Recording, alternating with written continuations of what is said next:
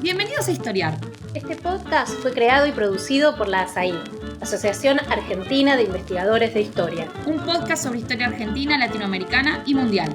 Acompáñanos en este recorrido por el pasado para pensarnos en el presente. Bienvenidos a un nuevo episodio de Historiar, el podcast de la ASAI, la Asociación Argentina de Investigadores en Historia. Soy Lila Caimari y hoy vamos a hablar de la historia del servicio doméstico, un sujeto fundamental para entender nuestra sociedad y a la vez un sujeto con una historia muy demorada. Uno podría preguntar, ¿por qué interesarse en este sector laboral? ¿Por qué pensar su historia en términos distintos, ¿no?, de los de otros sectores del mundo del trabajo? Hace muy pocos días escuchábamos, justamente en otro episodio de Historiar, un intercambio dedicado al 1 de mayo de los trabajadores y trabajadoras argentinos, a sus tradiciones y significados. Hay que pensar el servicio doméstico por fuera de estos grupos, aparte de estos grupos, y en ese caso, ¿por qué? Algo de esto ya ha aparecido en las discusiones en torno de la ley y los derechos. Hace no tanto, de hecho, en 2013, se aprobó una ley que regulaba las relaciones laborales de este sector. Y se habló mucho y muy críticamente en ese momento de la postergación, de la invisibilización, de la demora inaceptable en el ingreso del Estado en estas relaciones. Y aún así, a casi una década, sigue siendo un sector con altísima informalidad, mal protegido por la ley. Podríamos decir, algo similar ocurre cuando nos acercamos a la historia, es decir, la historia muy recientemente escrita, ¿no?, del servicio doméstico, que comienza siempre así, es decir, explicando que este sector quedó un poco fuera de la historia del trabajo, de la historia obrera, que tanto se desarrolló en la Argentina y en el mundo, ¿no?, en general. Entonces, para explicarnos por qué esta demora en las políticas y también en la historia, para hablarnos de la génesis y desarrollo del servicio doméstico argentino, para contarnos sobre sus condiciones, su composición, su evolución de largo plazo y sobre las preguntas centrales que plantea esta historia, estamos hoy con dos investigadoras que en los últimos años han hecho mucho por poner en el mapa este tema. Y lo han colocado en diálogo con la tradicional historia del trabajo, pero también con la historia de género y con la historia de la familia, entre otros. Entonces, empezamos por darles la bienvenida. Están conmigo hoy Cecilia Alemandi y Inés Pérez. Inés Pérez es doctora por la Universidad de Quilmes, investigadora del CONICET y docente en la Universidad de Mar del Plata. Ha escrito extensamente, Inés, sobre cuestiones ligadas al mundo doméstico.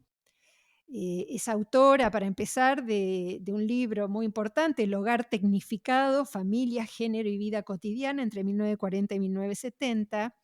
Un libro que piensa los cambios que produjo en este ámbito la tecnificación del trabajo doméstico, ¿no?, tomando el caso de Mar del Plata, pero reflexionando más en general sobre el fenómeno. Además de innumerables artículos y capítulos, Inés ha coeditado el libro Senderos que se bifurcan, sobre la cuestión del servicio doméstico y los derechos laborales en la Argentina del siglo XX. También está con nosotros Cecilia Alemandi, que es doctora en Historia por la Universidad de San Andrés y docente investigadora en el IDAES de la Universidad Nacional de San Martín.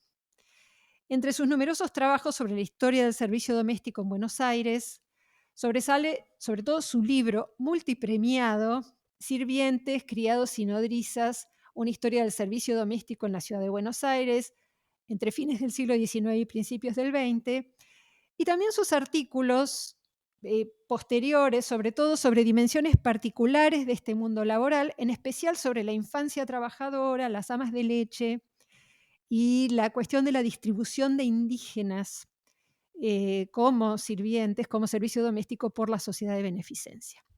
Bueno, para hablarnos de todos estos temas, entonces, están Inés y Cecilia aquí. Bienvenidas a ambas. Muchísimas gracias por acompañarnos. Vamos a empezar, vamos a empezar, si les parece, por lo que salta a la vista. A ver, el servicio doméstico representa y representó un porcentaje enorme del mundo laboral, ¿no es cierto? Y mayor aún del trabajo, si pensamos solamente en el trabajo de las mujeres, ¿verdad?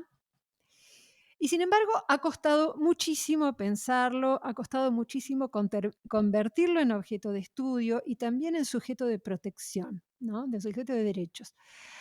¿Podrían darnos, para empezar, una idea, digamos, de la escala de esta presencia y de las razones por las que ha sido tan difícil ver este sujeto, conceptualizarlo? ¿Qué podrían decir como para darnos un primer panorama sobre la cuestión? Bueno, ante todo, gracias por la invitación, por la presentación. Sí, efectivamente, eh, como bien planteaste, Lila, es muy contrastante la importancia numérica que históricamente ha tenido el sector en nuestro país y en América Latina, eh, y la relevancia o el tratamiento que ha tenido por parte del mundo académico, un tratamiento que efectivamente es tardío, que creo que hoy, bueno, ya estamos en otro lugar, en otra situación en relación a la producción de trabajos, sobre todo desde las ciencias sociales, en menor medida desde la historia, pero bueno, sin duda, digamos, en los últimos 20, 30 años podemos decir que hay una producción más intensa en relación a la historia del sector y sobre todo a la situación más reciente de sus condiciones de trabajo y de vida y toda esta problemática que bien identificaste de la falta de, de acceso a derechos laborales, ¿no? Que es lo que ha marcado al servicio doméstico dentro del mundo del trabajo, concretamente. Ujú, ujú. Eh, sobre la Entonces, si importancia... tuviéramos que explicar, ¿no es cierto?, este estatus y esta demora, ¿cuáles serían como los primeros elementos que ustedes mencionarían? A ver, Inés. Yo creo que tiene que ver en parte con cómo se construyó la historiografía sobre el trabajo y sobre la noción de trabajo que primó en esa historiografía, que en primer lugar ha sido sobre todo, digamos, las primeras cuestiones tienen más que ver con, digamos, la historia de las luchas obreras y entonces en ese sentido la representación sindical del trabajo doméstico, del servicio doméstico, no es que existió, pero siempre tuvo una relación más bien conflictiva con el resto del movimiento obrero, digamos, no tuvo un lugar muy protagónico, entonces quizá en ese sentido eso también impactó en cómo la historiografía volvió sobre ese trabajo, pero también quizá me parece a mí una mirada androcéntrica en relación a cómo se definió esa noción de trabajo que primó también en la historiografía. No tanto en relación, porque la historia de las mujeres en los mundos del trabajo es una historia que también tiene muchos años, pero Así de es. nuevo, se las ha mirado sobre todo en ocupaciones que tienen en parte que ver con el trabajo industrial o con trabajos que se habían considerado tradicionalmente como los trabajos importantes, digamos, ¿no? Ujú, Y esa ujú, definición de trabajo me parece que es androcéntrica y tiene que ver no con el género de los trabajadores o las trabajadoras, sino con el género del trabajo y con el género de la propia noción de trabajo y lo que entendemos por trabajo. Entonces, en ese ujú, sentido, me parece que eso marcó mucho la mirada historiográfica y en ese ujú, sentido esos silencios. ujú. Perdón, pero también quiero agradecer la invitación, que no lo dije al principio. Bueno, muy Sí, bien. Sí, Cecilia, ¿querías agregar algo? sí, sí, para agregar a lo que también explicó Inés, me parece que, digamos, que ha sido fundamental, digamos, varias cosas sobre la mirada restrictiva que tradicionalmente hemos tenido, ¿no? Desde el mundo académico en relación a lo que consideramos o no consideramos trabajo.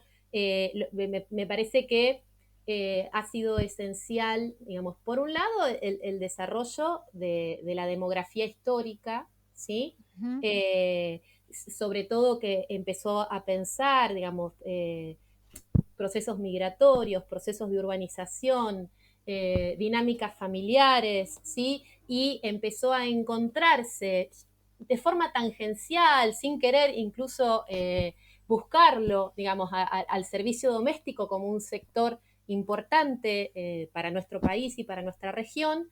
Pero bueno, fundamentalmente a partir de, sobre todo de los años 60 y 70, digamos, el desarrollo de la historia de las mujeres y los estudios de género ha sido central, porque no solo porque descentra, ¿sí?, esta mirada ¿cómo dijiste?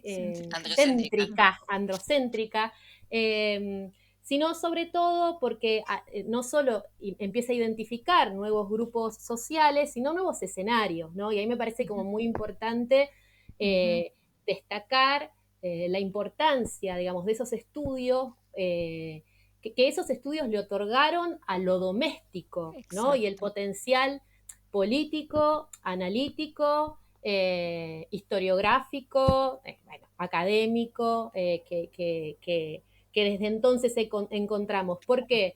Porque con ese, digamos, cuando se empieza a pensar lo doméstico, aparecen nuevos grupos sociales y aparecen estas actividades que hoy consideramos, digamos, a todas luces que son trabajo, pero durante mucho tiempo, bueno, los sentidos eran otros, ¿no? Entonces, el mismo escenario en el que se desarrollaba parecía diluir el estatus de trabajo, ¿verdad? Bueno, sí, hay muchos elementos aquí algunos que ustedes han mencionado, otros que están en los trabajos que ustedes han escrito. Empecemos por uno que ha estado flotando en las intervenciones de ambas recién, y que creo que está muy naturalizado en el sentido común, digamos, de quienes piensan esto de maneras no sistemáticas, y es, digamos, es en torno a la cuestión del servicio doméstico como un sector casi completamente femenino, ¿no? Yo creo que algo muy interesante en relación a los aportes de esta nueva historiografía es la desnaturalización de esta idea y la historización, además de esta composición del sector. ¿Qué pueden decir, digamos, para los escuchas que piensan naturalmente, ¿no?, al servicio doméstico como un sector femenino? ¿Qué les dirían para desmentir esa idea, o por lo menos para relativizarla, historizarla? Digamos, hubo un momento en el que esto no era así, ¿verdad? Inés, empiezo yo. Bueno, básicamente es así, como decís, Lila, en realidad la feminización del servicio doméstico es un proceso que data de fines del siglo XIX, principios del siglo XX en nuestro país, y en realidad es una construcción, ¿no? Porque lo que es interesante de pensar es que en realidad la feminización no solo implica un aumento de la presencia de mujeres, que efectivamente ocurrió en el cambio del siglo XIX al siglo XX, sino que en realidad implica, digamos, una serie de procesos que van como correlato de esa mayor presencia de mujeres. Entonces, como correlato, por ejemplo.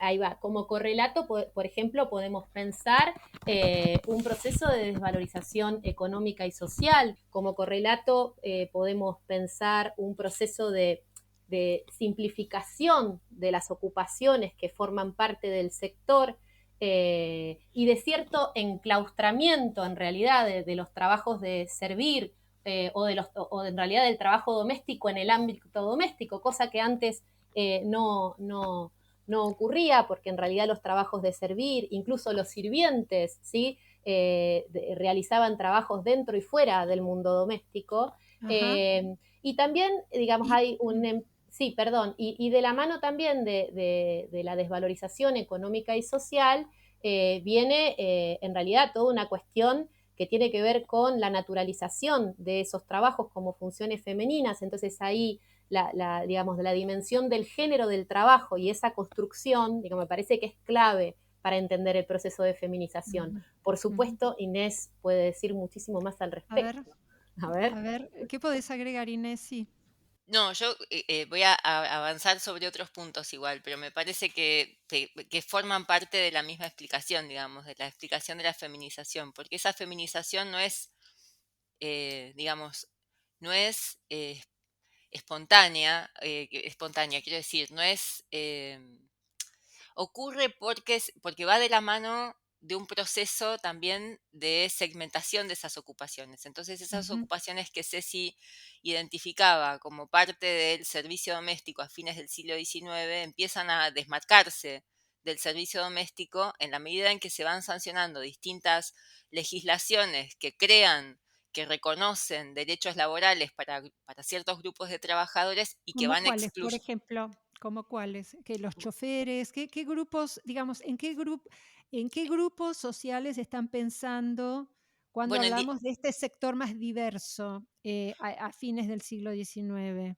bueno, perdón, pero a fines del siglo XIX, por ejemplo, Ceci ha mostrado cómo, lo que decía recién, ¿no? Muchos sirvientes realizaban tareas fuera del espacio doméstico, Ujú, ¿no? Esos trabajadores, en un determinado momento, pueden ampararse en legislaciones que, por ejemplo, regulan que están protegidos en caso de accidentes de trabajo. A partir de claro. 1934 pueden ampararse en una legislación particular que es para los empleados de comercio y acuden a los tribunales y demandan en ese sentido. Y a veces, de Ujú, hecho, ganan. Y ganan ujú, porque no están trabajando dentro de la casa de los empleadores. Eso va ujú, construyendo ciertos sentidos que después terminan plasmándose en la sanción de estatutos particulares para algunos de los trabajadores que inicialmente formaban parte del servicio doméstico y que a partir de los años 40 logran escindirse y tener un estatuto propio, como vos decías, Lila, recién, el caso de los choferes, el caso de los sí. encargados de casas de renta, que hoy Ajá. tienen, bueno, Suterache es un sindicato súper fuerte que tiene una cantidad, digamos, ha logrado el reconocimiento de una cantidad de derechos para sus afiliados y para el sector, Ujú. digamos, que están en una disparidad muy grande con lo que pasa con el trabajo en casas particulares, pero eso tiene una historicidad, digamos, ¿no? Eso se construyó en un determinado momento de esa manera. Entonces vos, Cecilia, ¿querías agregar algo a lo que acaba de decir Inés? Sí, digo, muy, muy en línea con lo que planteó Inés, me parece importante, digamos, reforzar esta idea, ¿no? Que a fines del siglo XIX, principios del siglo XX, en realidad el servicio doméstico formaba parte de lo que se llamaba el universo de los servicios personales, ¿sí? Mm, Entonces, las fronteras, ¿sí? Del servicio doméstico eran muy difusas y los trabajos de servir muy amplios y sobre todo diversos y heterogéneos, ¿sí? ujú, Y que en realidad si uno mira, si una mira el mediano plazo, digamos la historia de la primera mitad del siglo XX, es como muy claro cómo, digamos, el servicio doméstico va conformándose, digamos, en un reducto del espacio doméstico, eh, en la medida que hay distintos grupos socioocupacionales que empiezan como a desmarcarse, ¿sí? Y para dejar de ser identificados, ¿sí? Como sirvientes o como parte del servicio doméstico y tratan de jerarquizarse, ¿sí? Y efectivamente claro, lo logran al punto que conquistan derechos, como bien claro. mencionaba eh, Inés, y en paralelo, la historia del servicio doméstico en relación a los derechos laborales es más bien, sobre todo la de la primera mitad del siglo XX, una historia en la cual se va construyendo una exclusión, ¿no? Porque es como que se van produciendo derechos para distintos grupos de trabajadores y Ujú, trabajadoras y siempre de alguna forma se fundamenta la exclusión. Y eso tiene que ver con que empieza a ser considerado, ¿sí? Que este sector tiene que ser legislado, ¿sí? Por un régimen especial. Y me parece claro. que también ahí sobre eso mucho tiene que decir Inés. Bueno, ahora vamos a entrar a la cuestión del marco legal. Antes de eso, quería terminar de ver un poco la caracterización eh, del grupo y ver esta constatación, ¿no es cierto?, de la feminización y de la homogeneización que es un proceso a lo largo del siglo XX, podríamos decir, ¿no?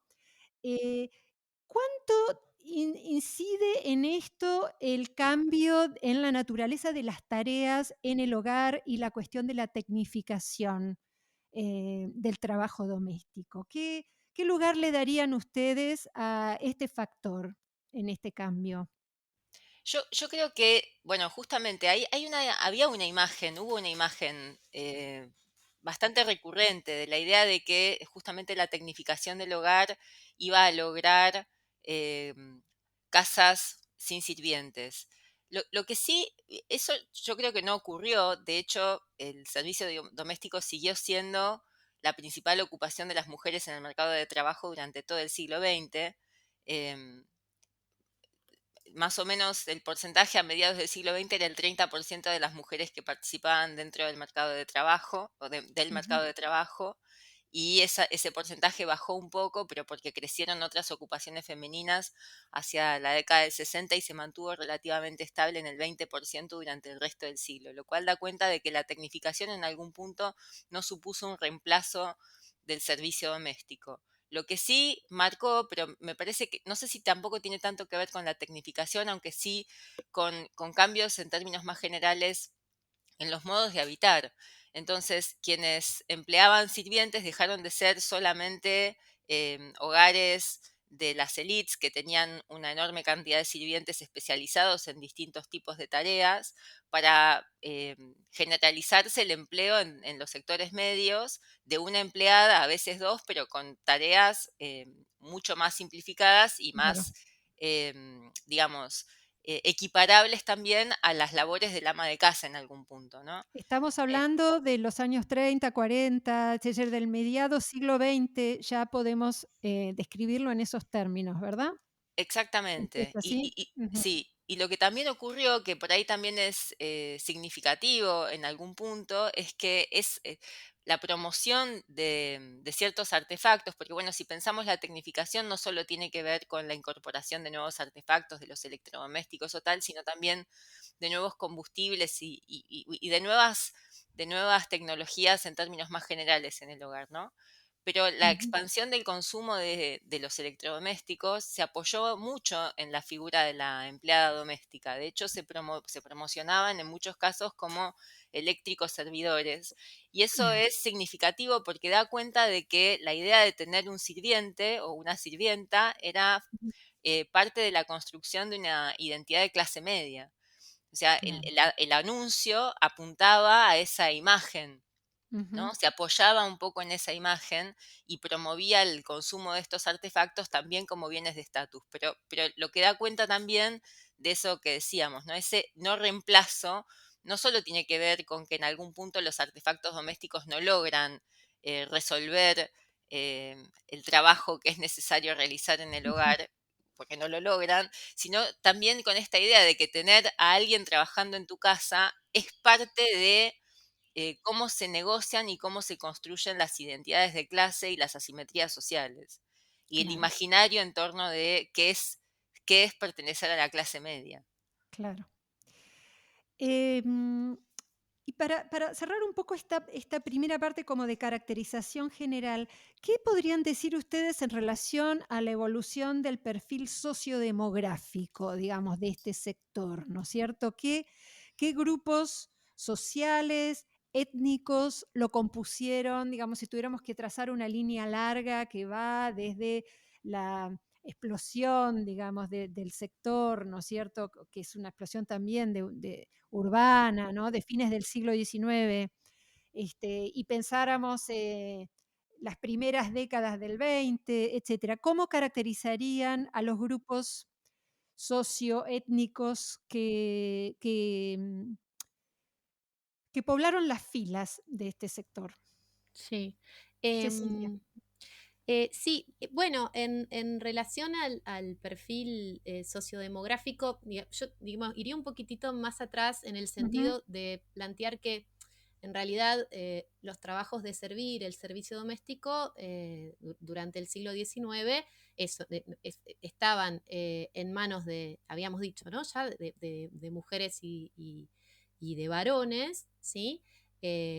aunque eso empieza a revertirse ya para el cambio, entre fines del siglo XIX y principios del siglo XX, en favor de una mayor participación de las mujeres, desde el punto de vista étnico, lo que diría es que en realidad fueron durante mucho tiempo grupos indígenas, ¿sí?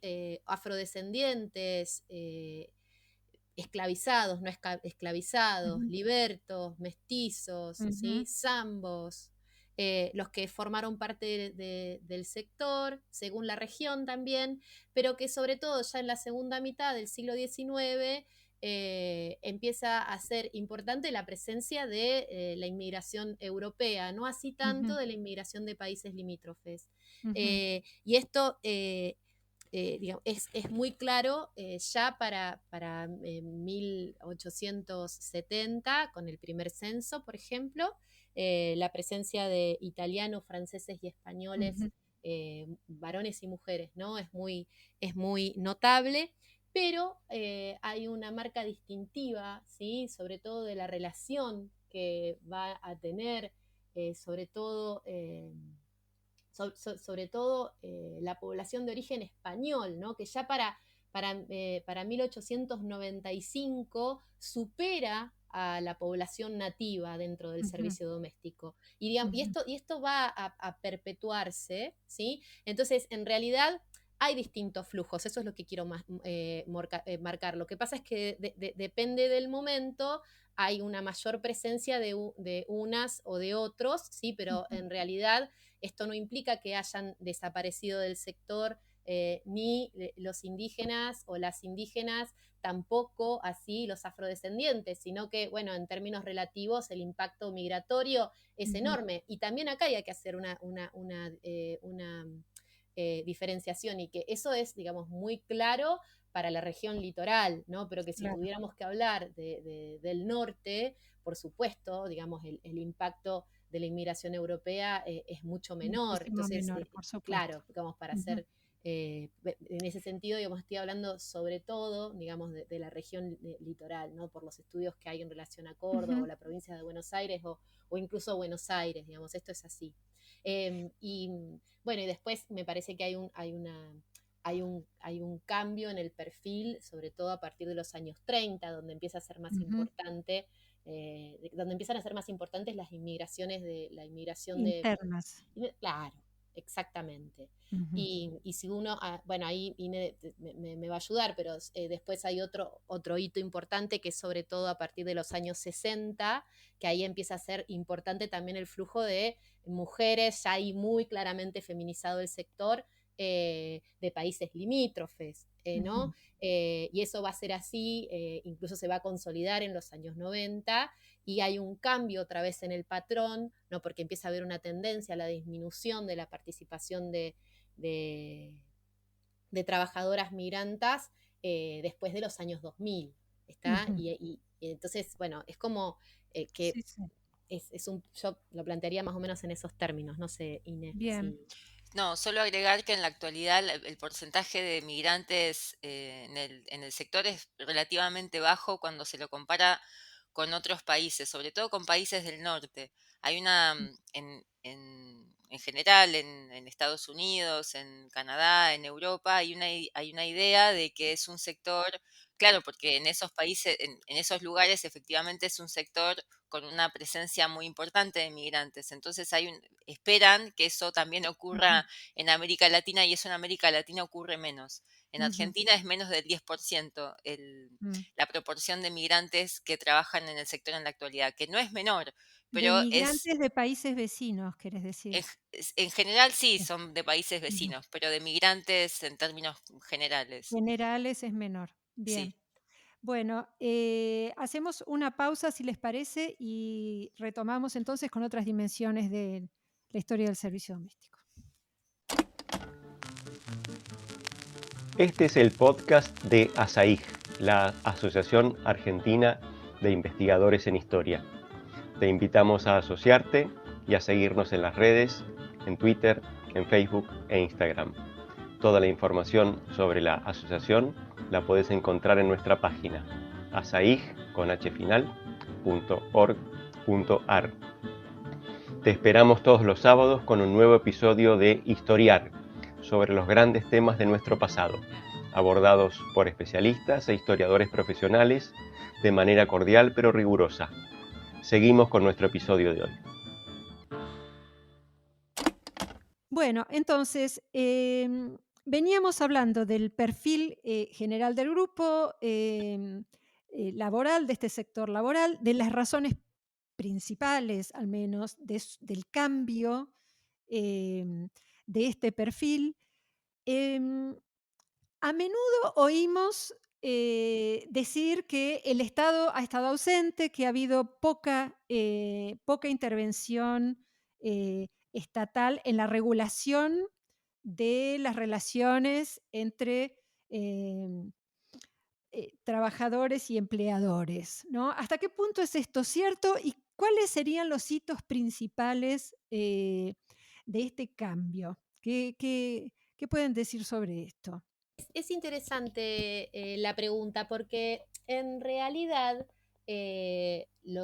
hay cierto consenso construido en relación al tratamiento tardío, ¿no?, que ha Sí. tenido el sector en relación a la conquista de derechos, ¿sí? Ujú. Y que ahí el Estado, por supuesto, ha tenido muchísimas responsabilidades. No obstante, está bueno, digamos, matizar la idea de que el Estado no participó o no intervino en la regulación de las relaciones entre empleadores, empleadoras y trabajadoras domésticas, porque en efecto, digamos, en el transcurso por lo menos ya en la segunda mitad del siglo XIX y durante el siglo XX, en realidad el Estado intervino de distintas formas en el sector. Ujú. A ver. Y, por ejemplo, voy a marcar algunos hitos concretamente.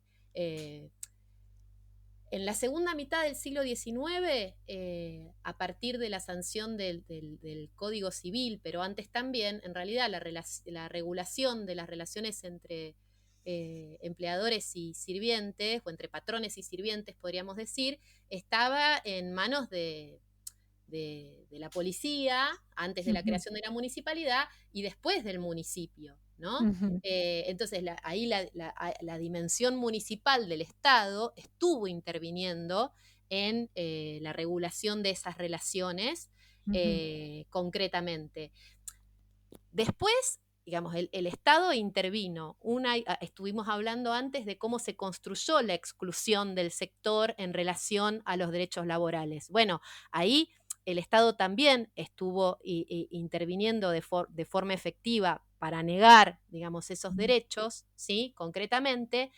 Y por otra parte, también se puede ver la intervención del Estado, sobre todo cuando uno mira políticas sociales o asistenciales vinculadas a las infancias pobres, abandonadas Ujú. o huérfanas, Claro, ¿no? Ahí, claro. digamos, hay todo un engranaje, ¿sí?, que La tiene que ver sociedad con de beneficencia, claro. exactamente, con el brazo asistencial del Estado, la sociedad de beneficencia, por ejemplo, ¿sí?, que permanentemente está interviniendo, digamos, en esas relaciones, no ahí ya regulando, pero sí, digamos, promoviendo, digamos, la inserción de menores de edad, digamos, como trabajadores o trabajadoras domésticas, ¿no?, en esas Ujú. colocaciones domésticas que fueron tan Claro. características del siglo XIX también y principios del siglo XX seguro. Bien. Entonces, y ya adentrándonos más en el siglo XX, Inés, ¿qué, digamos, pantallazo podrías darnos sobre la evolución de la situación legal de este sector Bueno, y podríamos de los decir que derechos?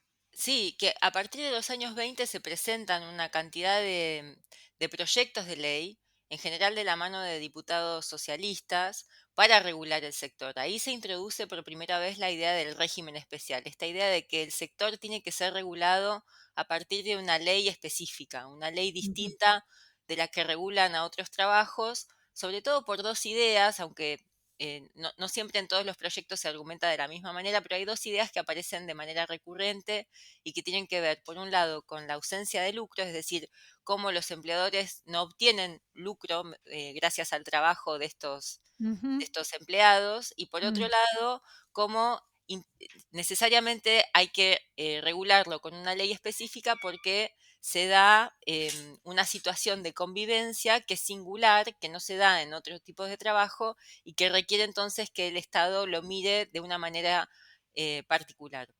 claro. Eso ocurre en los años 20.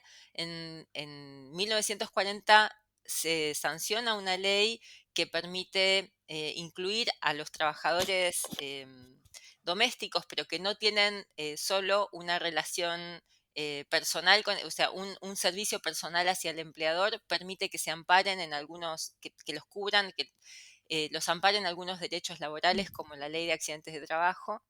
Luego, los tempranos años 40, bueno, en realidad hacia mitad de los años 40, algunas de las ocupaciones que antes formaban parte del servicio doméstico logran la sanción de estatutos específicos, como los ujú, choferes, como los encargados de casas de renta.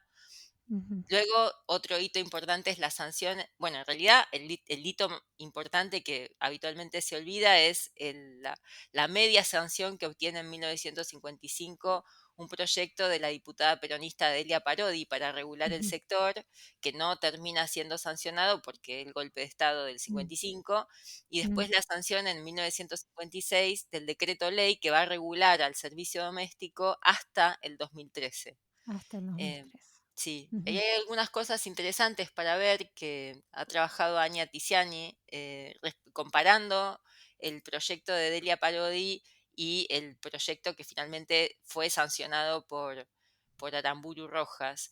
Em, ujú, y es interesante porque respecto de algunos elementos difiere, sobre todo respecto de la posibilidad de que hubiera paritarias para negociar los niveles salariales, y respecto de, bueno, sobre todo eso, pero después respecto de algunas cuestiones de, por ejemplo, las jornadas de trabajo, los tiempos de las licencias, los montos de las indemnizaciones, el proyecto de Delia Parodi, el proyecto que después fue sancionado durante el gobierno de Rojas Aramburu, no diferían tanto. Y ujú. eso también es significativo. Interesante, sí. Sí. Y después tenés un vacío de 50 años en los que se presentan igual proyectos para modificar Ujú, la legislación sobre el sector, pero donde ninguno llega a aprobarse, hasta la ujú. sanción de la ley en 2013, En que se 2013. sancionó también gracias al impulso, un impulso de un movimiento internacional, porque en el Ujú, 2011 había sido aprobada la Convención C-189 de la OIT y Argentina suscribió esa convención, entonces claro. también está ese impulso, y es un Por cambio, esa vía, claro, sí, más global. que excede Ujú, claramente a la Argentina. Eh, Hay una dimensión de este mundo laboral que sobrevuela, ¿no?, a las descripciones en general, digamos, del perfil eh, del sector, pero también a las denuncias morales de sus excesos y de sus abusos que están muy presentes también en las discusiones en torno a su encuadramiento legal, que es la presencia de niños, ¿no?, en este sector que ha producido, ¿no es cierto?, muchísimo debate.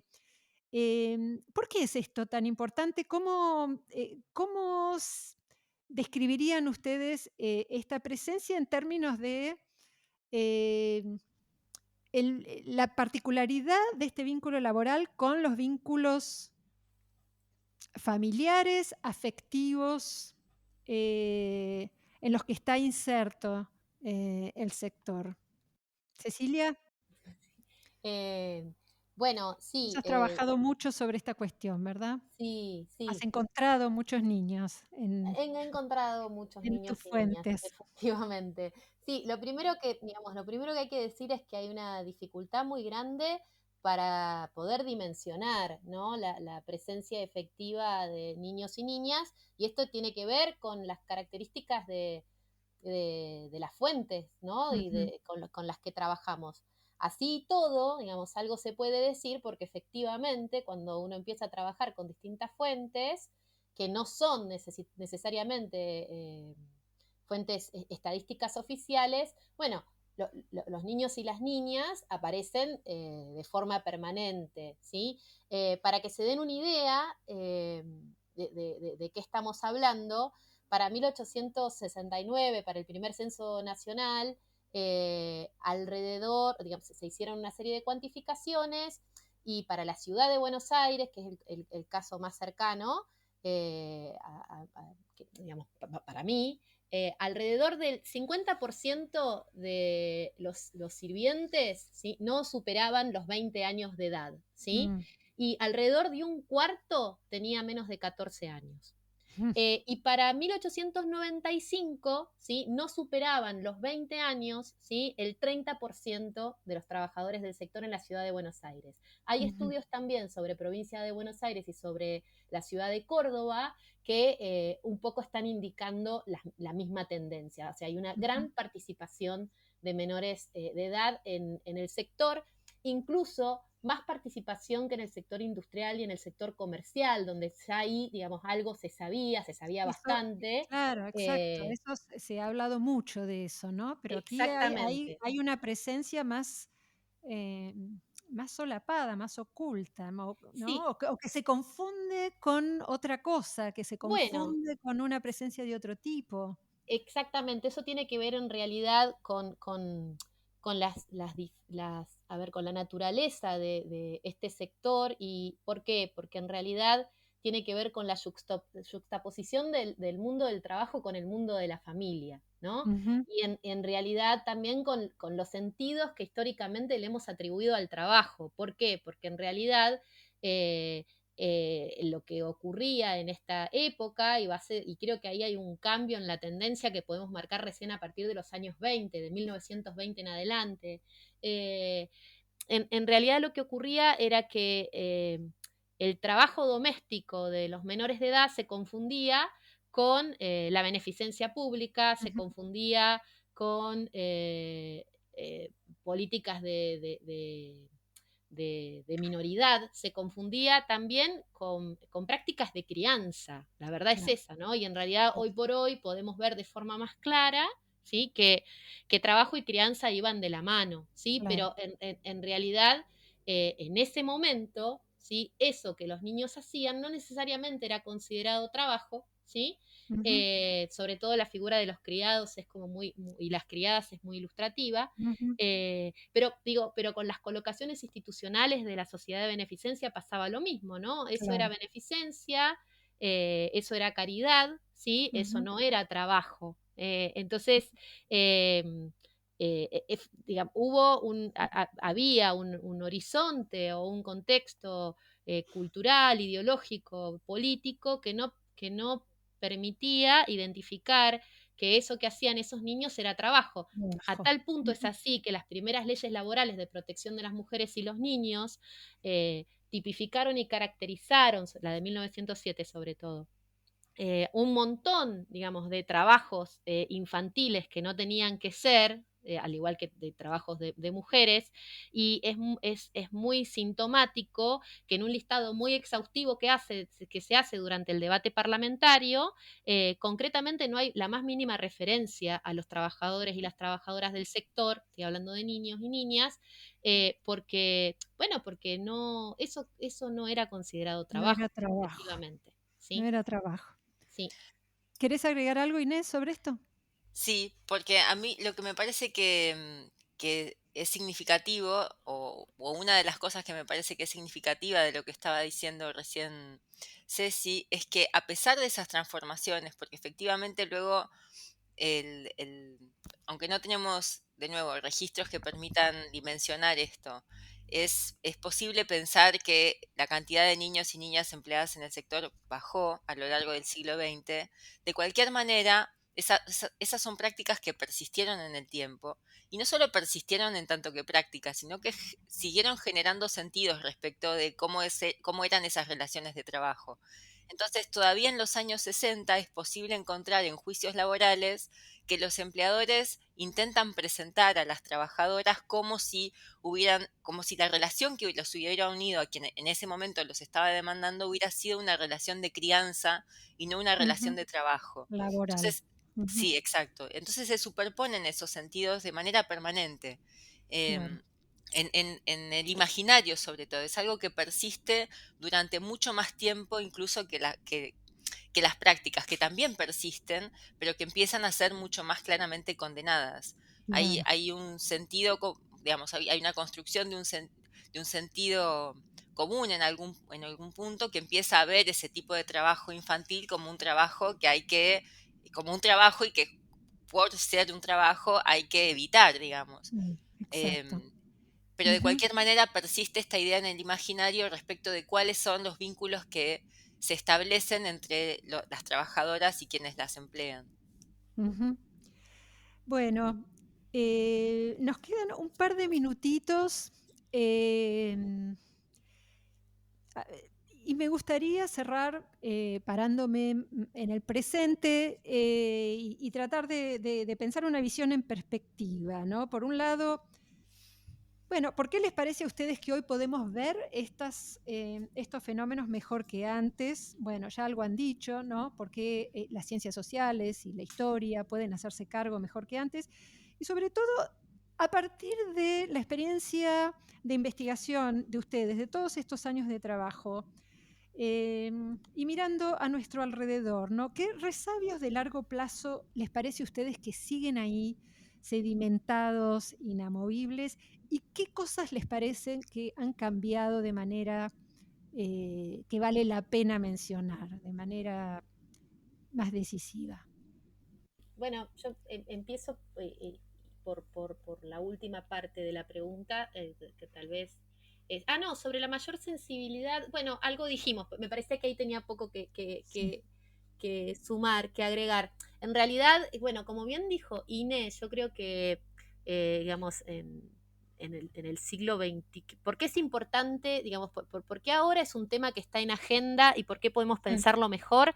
Yo creo que bueno, vuelvo a insistir sobre este punto. Me parece que, eh, los aportes del feminismo en el mundo político, académico, han sido sustanciales, digamos, desde los años 60 en adelante, para poder pensar de forma menos restrictiva, ¿sí? Eso que Ujú. entendemos por trabajo, ¿sí? Esto que siempre se dice tanto, ¿no? Eso no es amor, eso es trabajo, digamos, me parece como muy sintomático. ¿Por qué? Porque teníamos una mirada, estábamos muy encorsetados en la forma de pensar trabajo, ¿no? Y yo creo que ahí la agenda claramente la inauguraron las mujeres, el feminismo. Y por otro lado, como bien marcaba Ine también, digamos, en el siglo XXI hay un cambio en la sensibilidad general.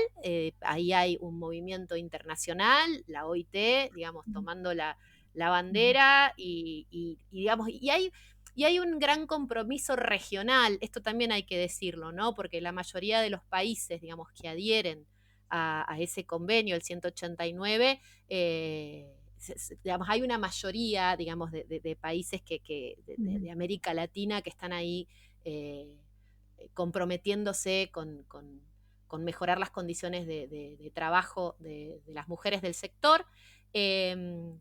Y por otro lado, bueno, concretamente en Argentina también, ¿no? Hay, digamos, un cambio a partir digamos, de los 2000, porque empiezan a haber una serie de políticas o de programas o de medidas de distinta índole, ¿sí? Que son campañas de sensibilización que asumen distintas formas, pero que a lo que tratan de contribuir es a que esas mujeres sean consideradas como trabajadoras y sujetas de derecho, digamos, y me parece que eso es importante. Y el límite es que todavía, digamos, hay que convencer a una gran parte de la sociedad, porque el gran problema que tenemos actualmente es que tenemos una muy buena ley, como es la ley de 2013, ¿sí?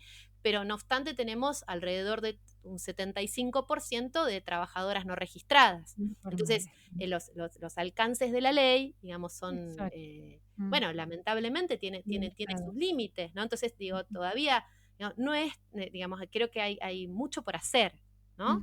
En eso. Inés, ¿querés agregar algo para cerrar? Sí, no, también digamos, es cierto que hay muchos elementos que persisten, como esta idea de que